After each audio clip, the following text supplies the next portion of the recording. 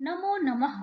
मैं Archana Upadhyay saint Joseph convent school Idgah Bhopal की अध्यापिका आपके सामने कक्षा 9वीं पाठ सिकता सेतु नाट्यांश को लेकर उपस्थित हुई हूँ। पाठ का नाम है सिकता सेतु यानी बालू का पुल, रेत का पुल। आप देख रहे होंगे बच्चे किस तरह से रेत का पुल बनाने का प्रयास कर रहे हैं। लेकिन क्या रेत का पुल बन सकता है? बालू का पुल बन सकता है? नहीं। तो चलिए आगे देखते हैं।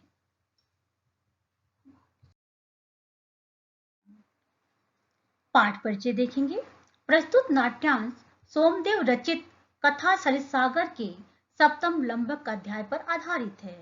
यहाँ तपोबल यानी तप के बल से विद्या पाने के लिए प्रयत्नशील तपोदत्त नामक एक बालक की कथा का वर्णन है।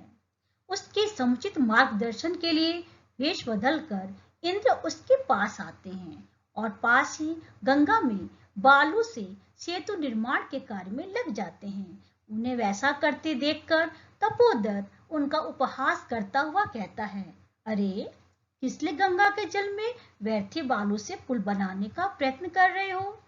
इंद्र उन्हें उत्तर देते हैं, यदि पढ़ने, सुनने और अक्षरों की लिपि के अभ्यास के बिना तुम विद्या पा सकते हो तो बालू से पुल बनाना भी संभव है। इंद्र के अभिप्राय को जानकर तपोदत्त तपस्या करना छोड़कर गुरुजनों के मार्गदर्शन में विद्या का ठीक ठाक अभ्यास करने के लिए गुरुकुल चला जाता है। इस पाठ में परिश्रम करने पर महत्व दिया गया है कि बिना परिश्रम के पढ़ाई नहीं कर सकते या शिक्षा प्राप्त नहीं कर सकते। ततः प्रविशति तपस्या रतः तपोदत्तः अहमस्मि तपोदत्तः बाल्ये प्रीतिचरणै क्लेशमानोऽपि विद्यां न अधीतवानस्मि तस्मात् सर्वैः कुटुम्बिभिः मित्रैः ज्ञातिजनैश्च गृहीतोऽहम् ऊर्ध्वनिस्वस्य हा विधे किम् इदं मया कृतं कीदृशी दुर्बुद्धिः आसीत् तदा एतदपि न चिन्तितत् यत् परिधाने अलंकारो भूषितोऽपि न शोभते नरो निर्माण भोगियो सभायां यदि वा गृहे।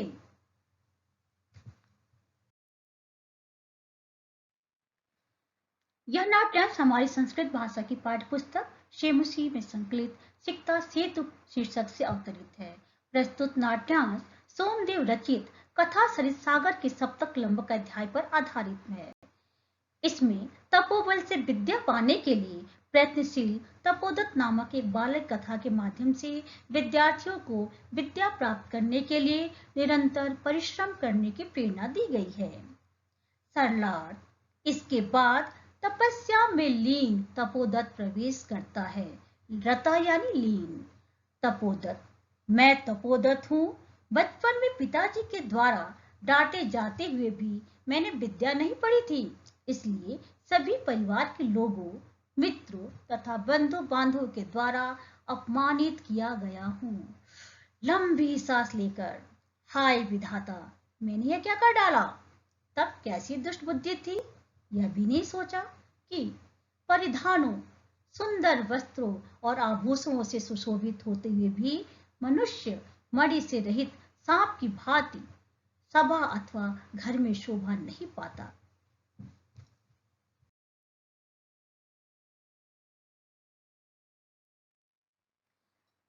तपोदत्त मन से, विचार से दुखी होकर के निकल पड़ता है।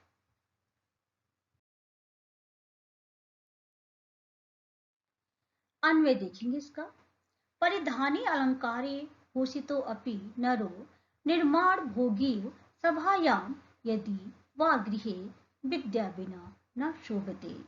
शब्दार्थ देखेंगे। सिकता यानी बालू का, रेत का, बालू का। सेतु यानी जलबंध यानी पुल। तपस्या रता, तपस्या में लीन। प्रीति चरणई, पिताजी के द्वारा। क्लेश मानव, व्याकुल किया जाता हुआ। अधीतवान, पढ़ा। कुटुंबी, कुटुंबियों द्वारा।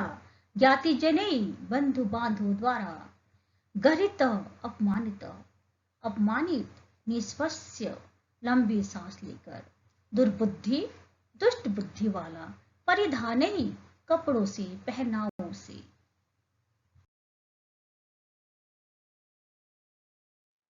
किंचित विमर्श्य भवतु किम एतेन दिवसे मार्ग भ्रांतः संध्यां यावत् यदि गृहमुपेति तदपि वरं न असौ भ्रांतो मन्यते अतो अहम् इदानीं तपश्चर्या विद्यां वाप्तुं प्रवृत्तो अस्मि। जल उच्छलन ध्वनि श्रूयते। अये कुतो अयं कलोलो उच्छलन ध्वनि महामतस्यो मकरो वा भवेत् पश्यामि तावत् पुरुषम् एकं सिक्ताभिः सेतु निर्माण प्रयासं कुर्वाणं दृष्ट्वा सहासं हन्त नास्ति भावो जगति मूर्खाणां तीव्र प्रवायां नद्यां मूढो अयं सिक्ताभिः सेतु निर्मातुं प्रयतते स अट्टहासं पास्वरम् उपवित्य भो महास्य किम इदं विधीयते अलम अलम तव श्रमेण पश्य रामोपबन्ध यं सेतु शिलाभिकराले विदग्ध बालुकाभिस्तं यासि त्वम् अतिरामतां चिन्त्य तावत् सिक्ताभिः क्वचित सेतु कर्तुं युज्यते। सरलार्थ इसका देखेंगे। कुछ सोच विचार करके रहने दो, छोड़ो, इससे क्या, दिन में रास्ता भूला हो शाम को यदि घर पहुंच जाता है तो भी अच्छा है, वो भूला नहीं माना जाता। इसलिए मैं अब तपस्या के द्वारा विद्या प्राप्त करने में लगा हूँ। पानी उछलने की आवाज सुनाई देती है। अरे यह तरंगों के उछलने की आवाज कहाँ से आ रही है? बहुत बड़ी मछली अथवा मगरमच्छ होगा तो जरा देखता हूँ। एक पुरुष को बालू से पुल बनाने का प्रयास करते हुए देखकर हंसते हुए, हे महानुभाव, यह क्या किया जा रहा है? तुम्हारे परिश्रम से कुछ नहीं होने वाला। बस बस करो, व्यर्थ परिश्रम से क्या मिलेगा? देखो, राम ने समुद्र पर जिस पुल को शिलाओं से बनाया था उसी को तुम बालू से बनाते हो। राम से भी बढ़कर हो गए हो। तो सोचो, बालू में कहीं पुल बनाना उचित है? अन्वय रामो मकरालये रामो मकरालये यं सेतु शिलाभि बबन्ध तं बालुकाभि विदधत त्वं अतिरामता यासि। शब्दार्थ देखेंगे इसका। मार्ग भ्रांत पथ भ्रष्ट राह से भटका हुआ यावत तक उपेति जाता है, समीप जाता है। तपश्चर्या तपस्या के द्वारा। जल उच्छलन ध्वनि पानी के उछलने की आवाज, कलोल उच्छलन ध्वनि तरंगों के उछलने की ध्वनि, कुर्वाणम करते हुए, सहासम हंसते हुए, स अट्टहासम जोर से हंसकर। पुरुषः भो तपस्विन् कथं माम् अवरोधं करोषि? प्रयत्नेन किं न सिद्धः भवति? प्रयत्नेन किं न सिद्धं भवति? कावशक्त्या शिलानां सिक्ताभिरेव सेतुं करिष्यामि स्वसंकल्प दृढ़तया। तपोदत्तः आश्चर्यं किं सिक्ताभिरेव सेतु करिष्यसि? सिक्ता जल प्रवाहे स्थास्यन्ति किं भवता चिंतितं न वा? पुरुषः चिंतितं चिंतितं सम्यकं चिंतितं सम्यक् चिंतितं न अहं सोपान सहायतया अधिरोढुं विश्वसिमि सम उत्पुल्लितेव गन्तुं क्षमो अस्मि। तपोदत्तः स व्यङ्ग्यं साधु साधु आञ्जनेयम् अतिक्रमसि। पुरुषः सविमर्शं कोऽत्र सन्देहः किंच बिना लिपि अक्षर ज्ञानं तपोभिः एव केवलं यदि विद्यावशी स्युस्ते सेतुरीश तथा मम।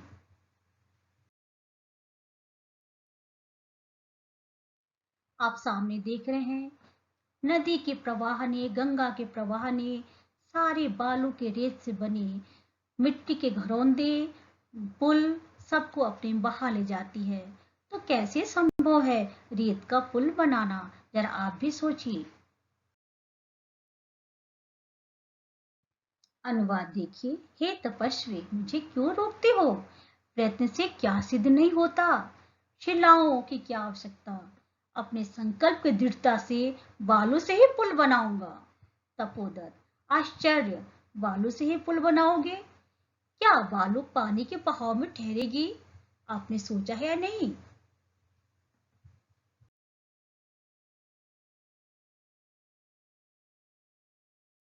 पुरुष उपहास पूर्वक, सोचा सोचा, अच्छी तरह सोचा। मैं सीढ़ी के रास्ते अटारी पर चढ़ने में विश्वास नहीं रखता, उछल कर ही जाने में समर्थ हूँ। तपोदत्त व्यंग पूर्वक, बहुत अच्छा, बहुत अच्छा। अंजनी पुत्र हनुमान का भी अतिक्रमण कर रहे हो। पुरुष, यहाँ क्या संदेह है?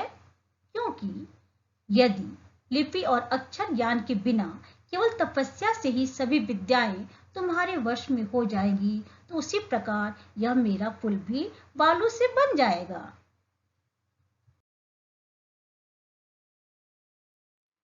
अन्वय देखिए इसका।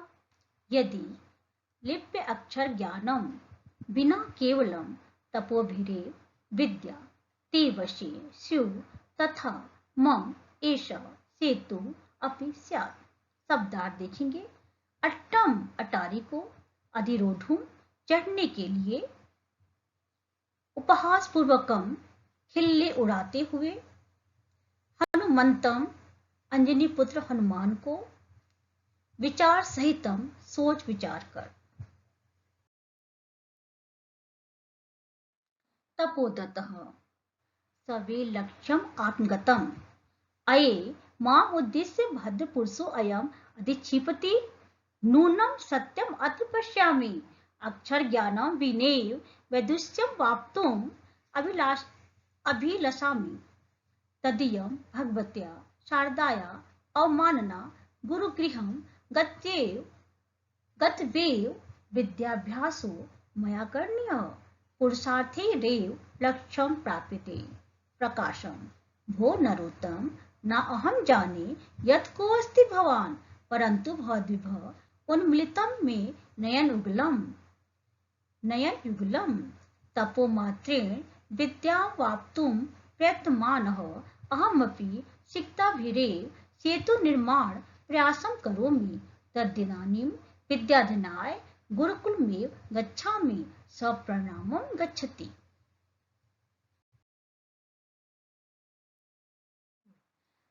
सरलार्थ देखेंगे आप। लज्जापूर्वक अपने आप से, अरे मुझे ही उद्देश्य बनाकर भद्र पुरुष आक्षेप लगा रहा है। निश्चय ही मैं यहाँ सत्य देख रहा हूँ। अक्षर ज्ञान के बिना ही विद्वता पाने की इच्छा कर रहा हूँ। यह तो भगवती सरस्वती का अपमान है। गुरुकुल में जाकर ही मुझे विद्या का अभ्यास करना चाहिए। पुरुषार्थ से ही लक्ष्य प्राप्त होता है। प्रकट रूप में, हे पुरुष श्रेष्ठ, मैं नहीं जानता कि आप कौन हैं, परंतु आपने मेरी दोनों आंखें खोल दी। तपस्या मात्र से, केवल तप से विद्या को प्राप्त करने का प्रयत्न करता हुआ मैं भी बालू से ही पुल बनाने का प्रयास कर रहा हूँ। इसलिए अब मैं विद्या का अध्ययन करने के लिए गुरुकुल में ही जाता हूँ। प्रणाम करके चला जाता है। शब्दार्थ देखेंगे। सब वैलक्ष्यम लज्जापूर्वक, वैदुष्यम विद्वता उन्मिलितम खोल दी। परिश्रम के महत्व को दर्शाता हुआ यह पाठ आपको जरूर पसंद आया होगा। अगर मेरा वीडियो आपको पसंद आए तो इस वीडियो को लाइक और सब्सक्राइब जरूर कीजिएगा। धन्यवाद।